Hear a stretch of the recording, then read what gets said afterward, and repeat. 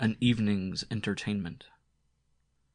Nothing is more common form in old-fashioned books than the description of the winter fireside, where the aged grandam narrates to the circle of children that hangs on her lips story after story of ghosts and fairies, and inspires her audience with a pleasing terror. But we are never allowed to know what the stories were. We hear indeed of sheeted specters with saucer eyes, and, still more intriguing, of rawhead and bloody bones, an expression which the Oxford Dictionary traces back to 1550. But the context of these striking images eludes us. Here, then, is a problem which has long obsessed me, but I see no means of solving it finally. The aged grandams are gone, and the collectors of folklore began their work in England too late to save most of the actual stories which the grandams told. Yet such things do not easily die quite out, and imagination, working on scattered hints, may be able to devise a picture of an evening's entertainment. Such an one as Mrs. Marsette's evening conversations, Mr. Joyce's dialogues on chemistry, and somebody else's philosophy and sport made science in earnest, aimed at extinguishing by substituting for error and superstition the light of utility and truth, in some such terms as these. Charles. I think, Papa, that I now understand the properties of the lever, which you so kindly explained to me on Saturday, but I've been very much puzzled since then in thinking about the pendulum, and have wondered why it is that, when you stop it, the clock does not go on any more. Papa. You young sinner, have you been meddling the clock in the hall? Come here to me. No, this must be a gloss that has somehow crept into the text. Well, my boy, though I do not wholly approve of your conducting, without my supervision, experiments which may possibly impair the usefulness of a valuable scientific instrument, I will do my best to explain the principles of the pendulum to you. Fetch me a piece of stout whipcord from the drawer in my study, and ask cook to be so good as to lend you one of the weights which she uses in her kitchen. And so we are off. How different the scene in a household to which the beams of science have not yet penetrated. The squire, exhausted by a long day after the partridges, and replete with food and drink, is snoring on one side of the fireplace. His old mother sits opposite to him knitting, and the children, Charles and Lucy, not Harry and Lucy, they would never have stood it, are gathered about her knee. Grandmother. Now, my dears, you must be very good and quiet, or you'll wake your father, and you know what'll happen then. Charles. Yes, I know, he'll be woundy, cross-tempered, and send us off to bed. Grandmother stops knitting and speaks with severity. What's that? Fie upon you, Charles, that's not a way to speak. Now, I was going to have told you a story, but if you use such like words, I shan't. Suppressed outcry. Oh, Granny. Hush, hush, now I believe you have woke your father. Squire thickly. Look here, Mother, if you can't keep them brats quiet. Grandmother. Yes, John, yes, it's too bad. I've been telling them if it happens again, off to bed they shall go. Squire relapses. Grandmother. There now, you see, children, what did I tell you? You must be good and sit still. And I'll tell you what, tomorrow you shall go a-blackberrying, and if you bring home a nice basketful, I'll make you some jam. Charles. Oh, yes, Granny, do, and I know where the best blackberries are. I saw 'em today. Grandmother. And where's that, Charles? Charles. Why, in the little lane that goes up past Colin's cottage. Grandmother, laying down her knitting. Charles, whatever you do, don't you dare to pick one single blackberry in that lane. Don't you know? But there, how should you? What was I thinking of? Well, anyway, you mind what I say. Charles and Lucy. But why, Granny? Why shouldn't we pick them there? Grandmother. Hush, hush. Very well, then. I'll tell you all about it. Only you mustn't interrupt. Now, let me see. When I was quite a little girl, that lane had a bad name, though it seems people don't remember about it now. And one day, dear me, just as it might be tonight, I told my poor mother when I came home to my supper, a summer evening it was, I told her where I'd been for my walk. and now I'd come back down that lane, and I asked her how it was that there were currant and gooseberry bushes growing in a little patch at the top of the lane. And oh dear me, such a taking as she was in! She shook me, and she slapped me, and says she, "You naughty, naughty child, haven't I forbid you 20 times over to set foot in that lane, and here you go dawdling down it at night time," and so forth. And when she'd finished, I was almost too much taken aback to say anything. But I did make her believe that was the first I'd ever heard of it, and that was no more than the truth. And then, to be sure, she was sorry she'd been so short with me. And to make up, she told me the whole story after my supper, and since then I've often heard the same from the old people in the place, and had my own reasons besides for thinking there was something in it. Now, up at the far end of that lane, let me see, is it on the right or the left-hand side as you go up? The left-hand side. You'll find a little patch of bushes and rough ground in the field, and something like a broken old hedge round about, and you'll notice there's some old gooseberry and currant bushes growing among it. Or there used to be, for it's years now since I've been up that way. Well, that means there is a cottage stood there, of course, and in that cottage, before I was born or thought of, there lived a man named Davis. I've heard that he wasn't born in the parish, and it's true, there's nobody of that name been living about here since I've known the place. But however that may be, this Mr. Davis lived very much to himself, and very seldom went to the public house, and he didn't work for any of the farmers, having, as it seemed, enough money of his own to get along. But he'd go to the town on market days, and take up his letters at the post-house, where the mail's called. And one day he came back from market, and brought a young man with him, and this young man and he lived together for some long time, and went about together, and whether he just did the work of the house for Mr. Davis, or whether Mr. Davis was his teacher in some way, nobody seemed to know. I've heard he was a pale, ugly young fellow, and hadn't much to say for himself. Well now, what did those 2 men do with themselves? Of course, I can't tell you half the foolish things that the people got into their heads, and we know, don't we, that you mustn't speak evil when you aren't sure it's true, even when people are dead and gone. But as I said, those 2 people were always about together, late and early, up on the downland, and below in the woods, and there was one walk in particular that they'd take regularly once a month, to the place where you've seen that old figure cut out in the hillside.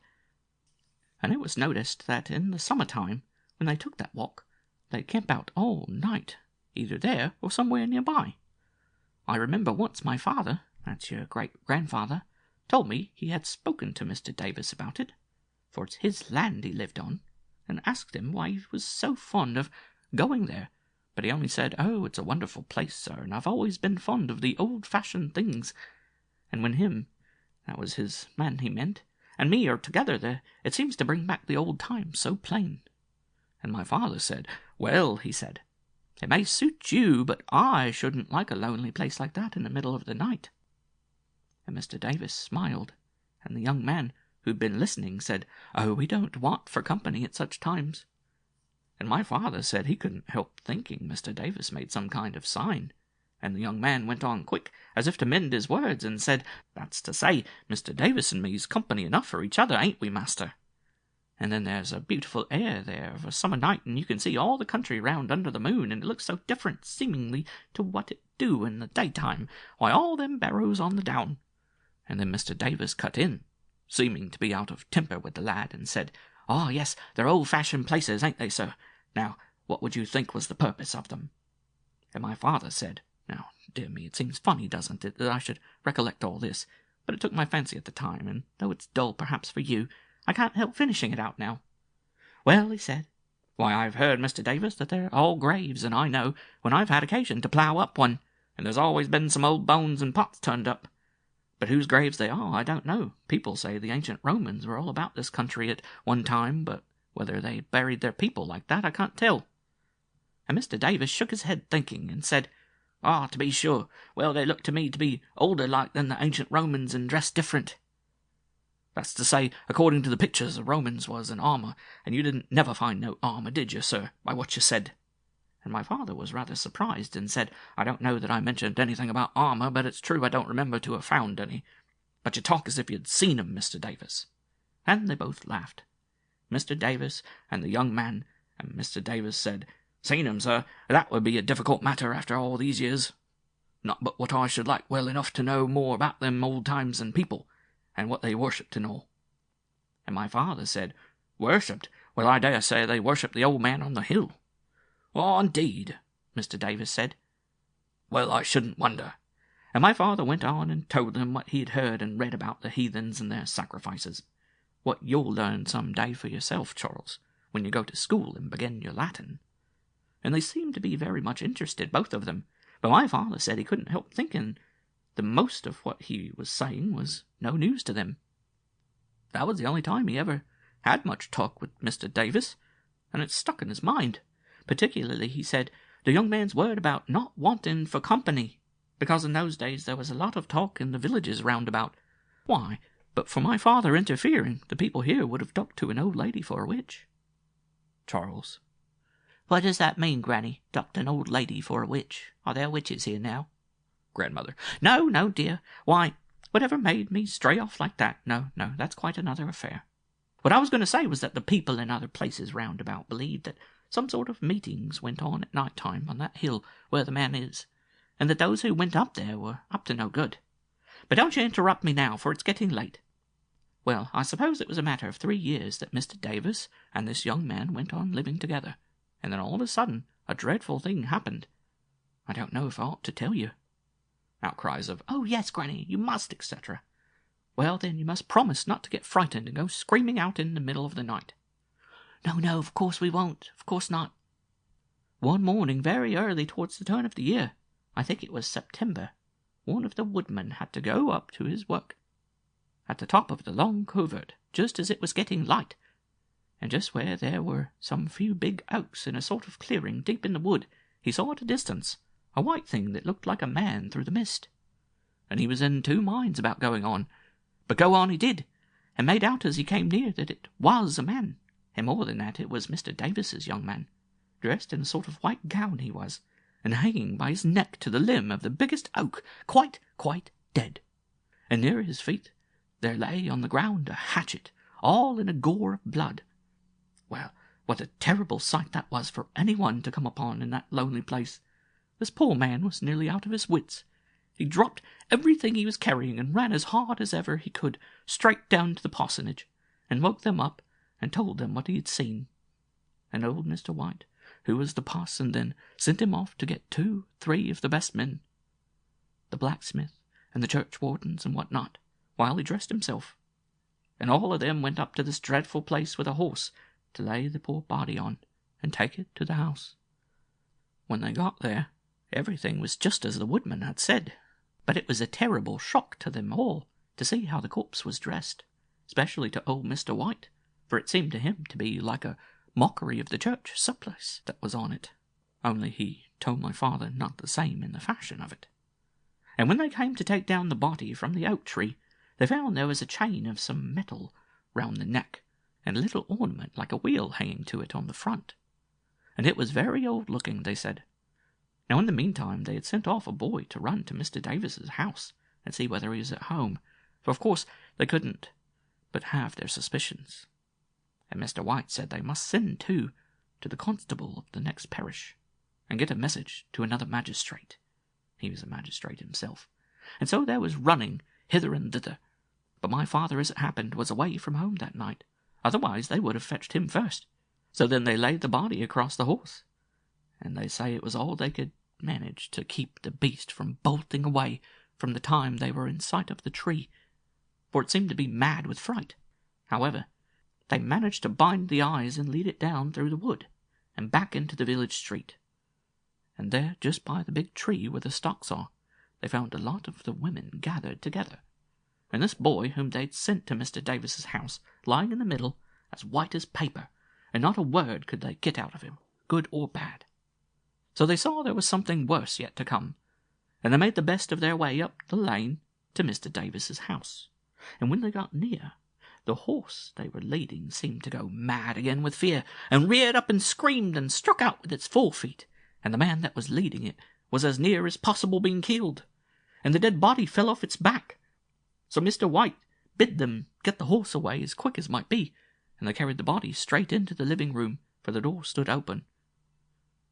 And then they saw what it was that had given the poor boy such a fright, and they guessed why the horse went mad, for horses can't bear the smell of dead blood. There was a long table in the room, more than the length of a man, and on it there lay the body of Mr. Davis. The eyes were bound over with a linen band, and the arms were tied across the back, and the feet were bound together with another band.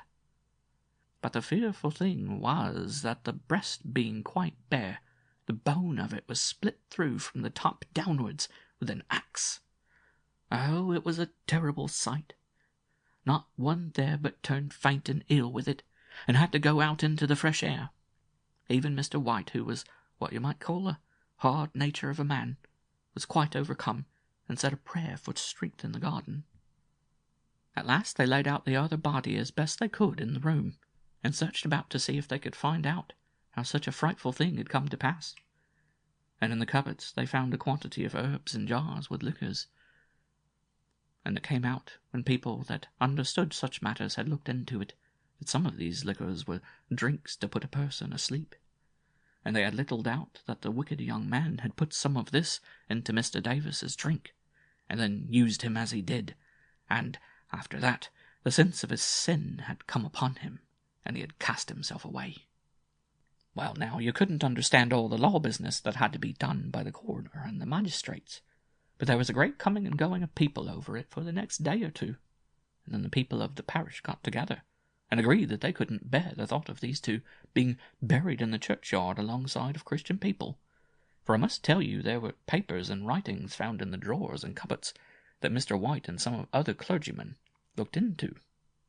And they put their names to a paper that said these men were guilty by their own allowing of the dreadful sin of idolatry, and they feared there were some in the neighbouring places that were not free from that wickedness, and called upon them to repent, lest the same fearful thing that was come to these men should befall them also. And then they burned those writings.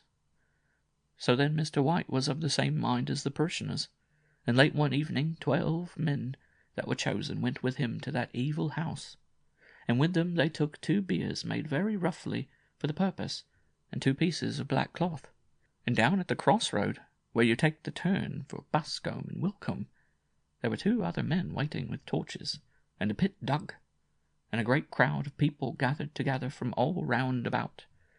And the men that went to the cottage went in, with their hats on their heads, and 4 of them took the 2 bodies and laid them on the biers and covered them over with the black cloths. And no one said a word, but they bore them down the lane, and they were cast into the pit, and covered over with stones and earth. And then Mr. White spoke to the people that were gathered together. My father was there, for he'd come back when he heard the news, and he said he never should forget the strangeness of the sight, with the torches burning and those 2 black things huddled together in the pit, and not a sound from any of the people, except it might be a child or a woman whimpering with fright. And so, when Mr. White had finished speaking, they all turned away and left him lying there. They say horses don't like the spot even now, and I've heard there was something of a mist or a light hung about for a long time after. But I don't know the truth of that. But this I do know. The next day my father's business took him past the opening of the lane, and he saw 3 or 4 little knots of people standing at different places along it, seemingly in a state of mind about something, and he rode up to them and asked what was the matter. And they ran up to him and said, "Oh, squire, it's the blood, look at the blood," and kept on like that. So he got off his horse, and they showed him, and there in 4 places, I think it was, he saw great patches in the road of blood. But he could hardly see it was blood, for almost every spot of it was covered with great black flies that never changed their place or moved. And that blood was what had fallen out of Mr. Davis's body as they bore it down the lane. Well, my father couldn't bear to do more than just take in the nasty sight, so as to be sure of it. And then he said to one of those men that was there, "Do you make haste and fetch a basket or a barrow full of clean earth out of the churchyard, and spread it over these places, and I'll wait here till you come back." And very soon he came back, and the old man that was sexton with him, with a shovel and the earth in a hand-barrow. And they set it down at the first of the places, and made ready to cast the earth upon it. And as soon as ever they did that, what do you think? The flies that were on it rose up in the air in a kind of solid cloud, and moved off up the lane towards the house. And the sexton, he was a parish clerk as well, stopped and looked at them, and said to my father, "Lord of flies, sir." And no more would he say. And just the same, it was at the other places, every one of them. Charles. But what did he mean, Granny? Grandmother. Well, dear, you remember to ask Mr. Lucas when you go to him for your lesson tomorrow. I can't stop now to talk about it. It's long past bedtime for you already. The next thing was my father made up his mind no one was going to live in that cottage again, or yet use any of the things that were in it. So though it was one of the best in the place, he sent round word to the people that it was to be done away with, and anyone that wished could bring a faggot to the burning of it. And that's what was done. They built a pile of wood in the living room, and loosened the thatch so as the fire could take good hold, and then set it alight. And as there was no brick, only the chimney stack and the oven, it wasn't long before it was all gone. I seem to remember seeing the chimney when I was a little girl, but that fell down of itself at last. Now this that I've got to is the last bit of all. You may be sure that for a long time the people said Mr. Davis and that young man were seen about, the one of them in the wood, and both of them where the house had been, or passing together down the lane, particularly in the spring of the year, and at autumn time. I can't speak to that, though if we were sure there are such things as ghosts, it would seem likely that people like that wouldn't rest quiet. But I can tell you this, that one evening in the month of March, just before your grandfather and I were married, we'd been taking a long walk in the woods together, and picking flowers, and talking as young people will that are courting, and so much taken up with each other that we never took any particular notice where we were going. And on a sudden I cried out, and your grandfather asked what was the matter. The matter was that I felt a sharp prick on the back of my hand, and I snatched it to me and saw a black thing on it, and struck it with the other hand and killed it. And I showed it to him, and he was a man who took notice of all such things, and said, "Well, I've never aught seen like that fly before." And though to my own eye it didn't seem very much out of the common, I've no doubt he was right. And then we looked about us, and lo and behold, if we weren't in the very lane, just in front of the place where that house had stood, and as they told me after, just where the men set down the biers a minute when they bore them out of the garden gate. You may be sure we made haste away from there. At least, I made your grandfather come away quick, for I was wholly upset at finding myself there, but he would have lingered about out of curiosity if I'd have let him. Whether there was anything about there more than we could see, I shall never be sure. Perhaps it was partly the venom of that horrid fly's bite that was working in me, that made me feel so strange. For dear me, how that poor arm and hand of mine did swell up, to be sure. I'm afraid to tell you how large it was round, and the pain of it too.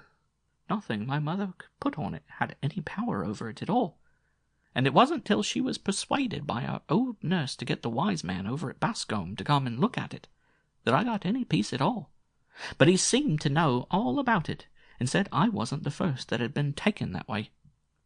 "When the sun's gathering his strength," he said, "and when he's in the height of it, and when he's beginning to lose his hold, and when he's in his weakness, them that haunts about that lane had best to take heed to themselves."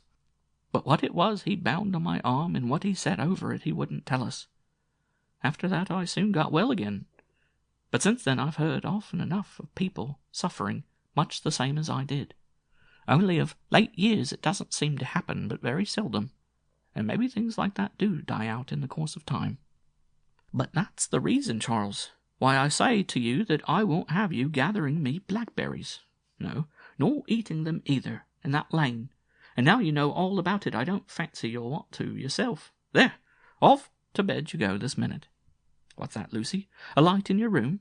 The idea of such a thing! You get yourself undressed at once and say your prayers, and perhaps if your father doesn't want me when he wakes up, I'll come and say good night to you.